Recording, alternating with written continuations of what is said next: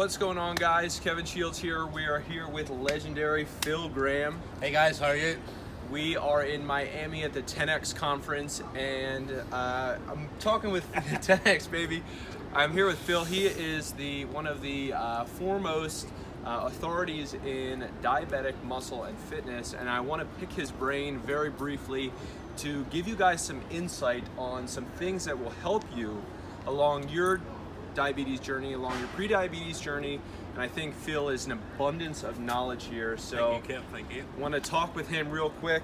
So I got a couple questions for you, Phil.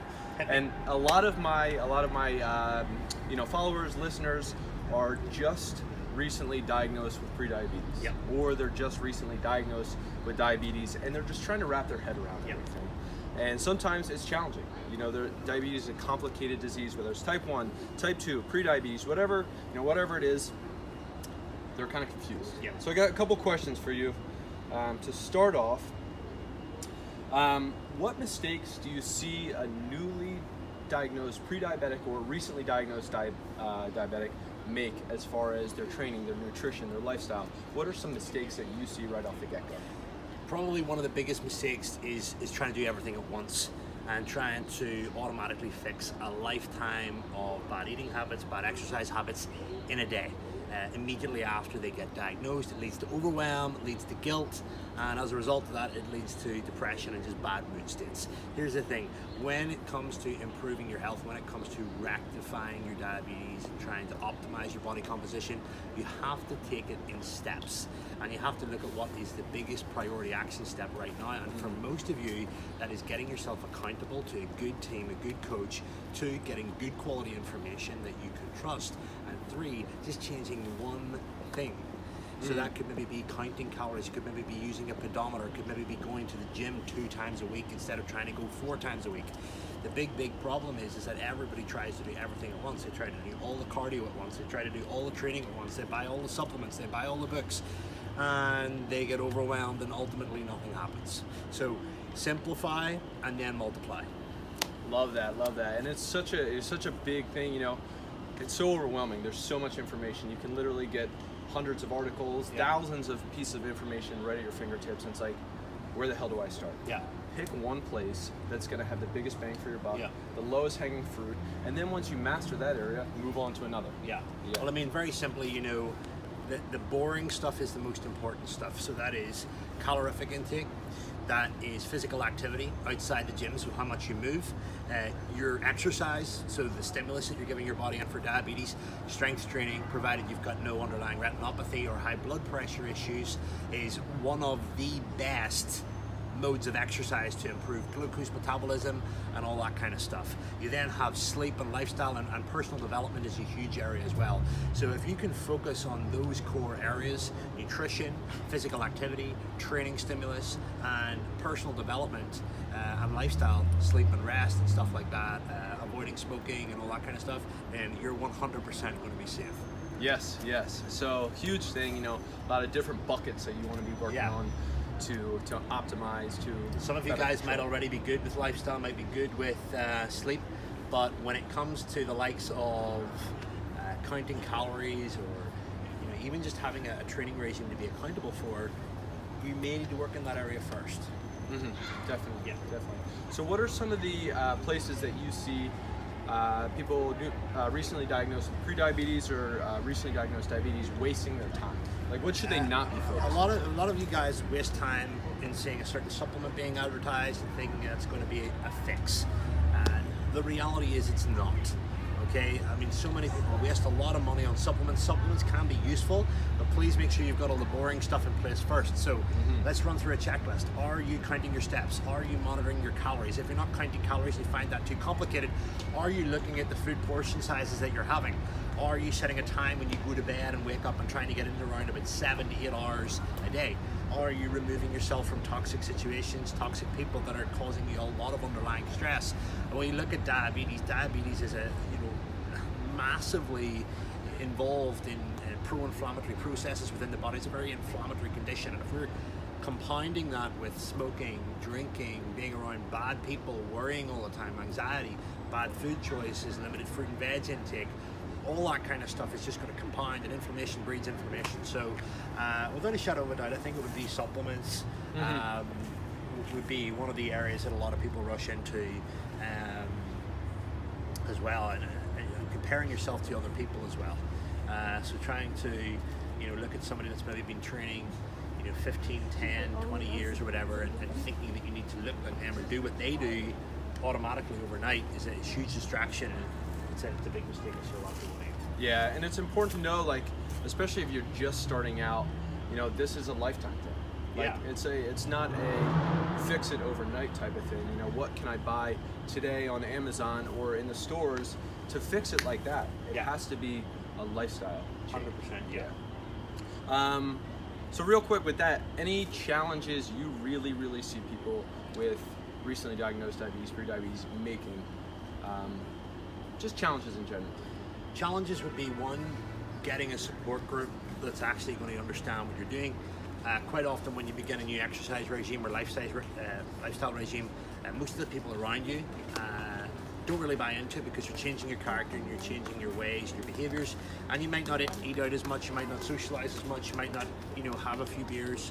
It's Super Bowl weekend, when you have just been diagnosed with something, understand it's your responsibility to be able to correct that. And if you're going to follow the masses and do exactly what everyone else is doing, then you're going to get the same results that you've always been getting. So it takes a lot of determination, it takes a lot of focus, it takes education, training, accountability, and support to be able to push yourself in the right direction.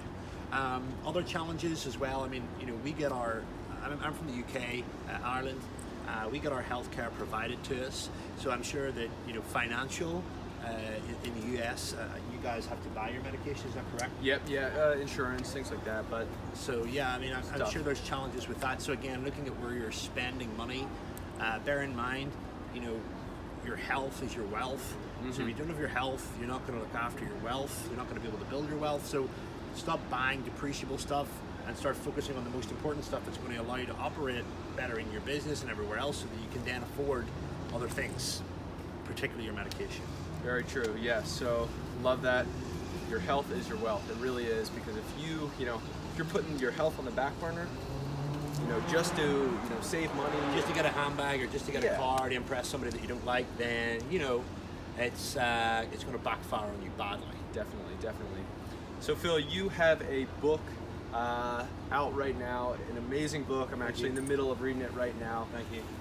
Do you want to tell the listeners, the viewers here, what the book is called, and then I want to ask you one more question. Yeah, of course. I wrote a book 2 years ago called The Diabetic Muscle and Fitness Guide, and I basically wrote it for the younger me.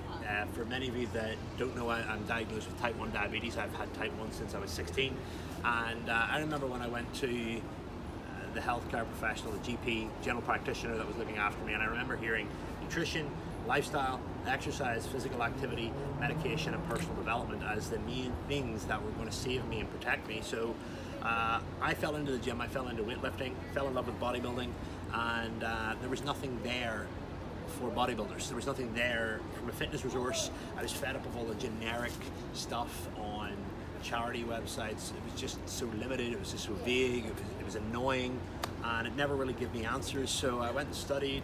I studied clinical nutrition, I studied biochemistry, I studied exercise physiology. I committed my life to understanding what was going on inside my body, so that I could have control and be able to empower myself with the education to make better choices in relation to nutrition, training, and everything else.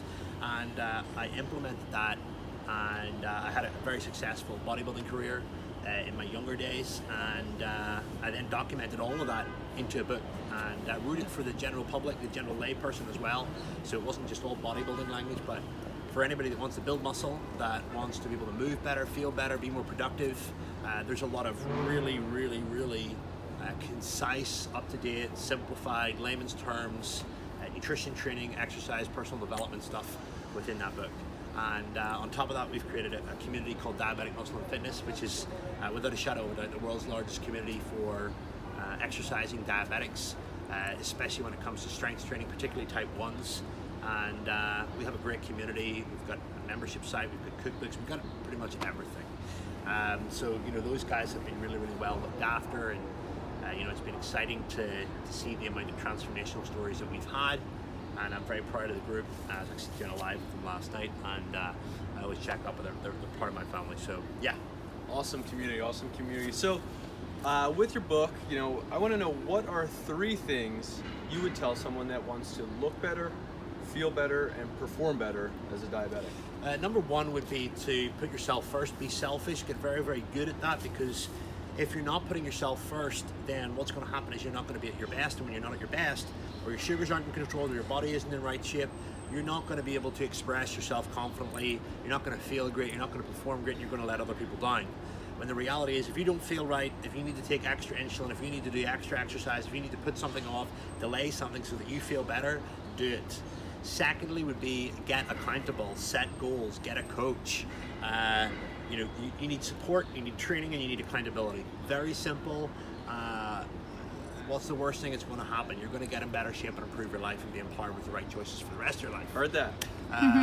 Third, on top of that, would be to track. Data tracking is so important. Body weight, calories, step count. Yes, you may find that inconvenient, but it's your responsibility to look after your health and understand, if you're tracking sleep, if you're tracking calories, if you're tracking steps, if you're tracking your weight training, and you're tracking your moods, then you're going to have very good data to know what you need to do more of and what you need to do less of. Yes, awesome. All 3 huge points to consider going forward. So if people want to find you, Phil, you mind telling them where if they want to where find they me, can you can find me on diabeticmuscleandfitness.com. Look us up on Facebook, Diabetic Muscle and Fitness on Instagram. We put out a ton of actionable stuff. I have a YouTube channel as well, which I haven't uploaded a video in a while. Still good stuff, great stuff. It's great stuff, and in fact, I'm probably going to put this video inside our group as well. And yeah. All right, my man. Well, I appreciate it. Yes, Kevin. Yes. Guys, thank you very much. Yes, we will catch you guys later. Hope you found that helpful, and 10x your life here. 10x. Take care.